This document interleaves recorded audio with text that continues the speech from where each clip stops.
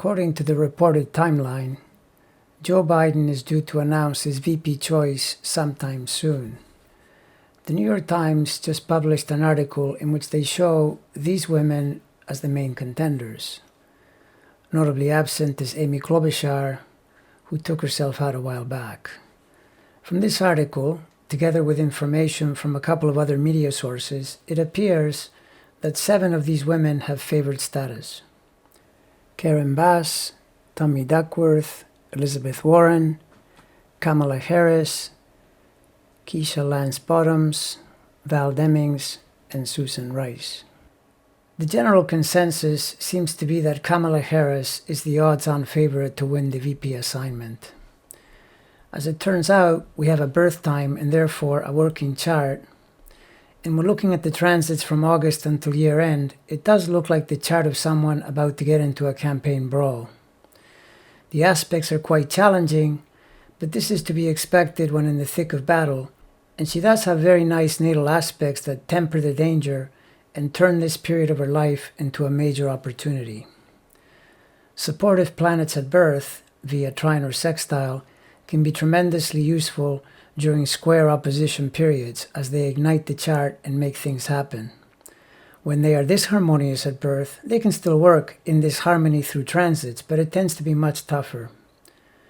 Kamala has a lot of Jupiter and Saturn action to her Sun and Moon, but notice it is from the 8th house, which is a house of shared resources and therefore partnership, which makes sense given the topic.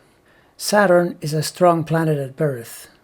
It has elevation, it's in its own sign, and it mediates the tension of the Aries-Libra full moon through trine and sextile. This makes it a soft Saturn, or as soft as the hard energy of Saturn could ever be, but since it also opposes Mars, there is plenty of hard-driving Saturn energy as well.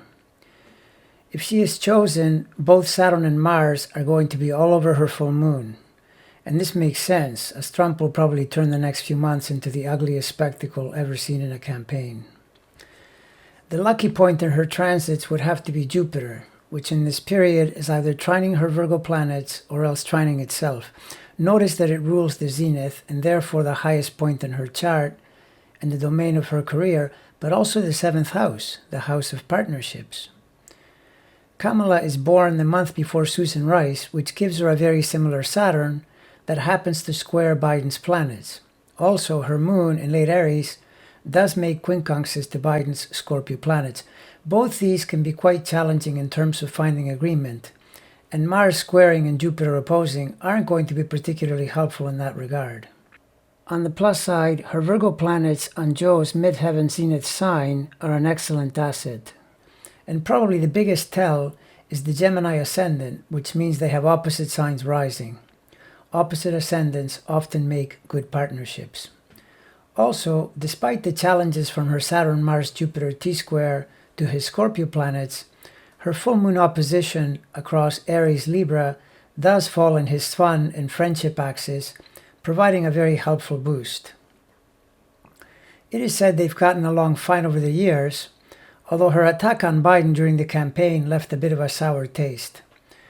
My feeling is that Biden probably has better vibes with other candidates on the list, but he realizes Kamala is the best political choice at this moment in time and will therefore choose her as his VP. In that sense, I suppose it becomes a bit of a marriage of convenience, but if it works, everyone will be happy. Of course, there's also the idea floating around that whoever he chooses would be next in line for the presidency, since Joe may not run in 2024. I think Kamala is well worthy of the job. She is sharply intelligent, experienced, and telegenic, and based on what I understand to be the current political reality, she is probably the best choice for VP.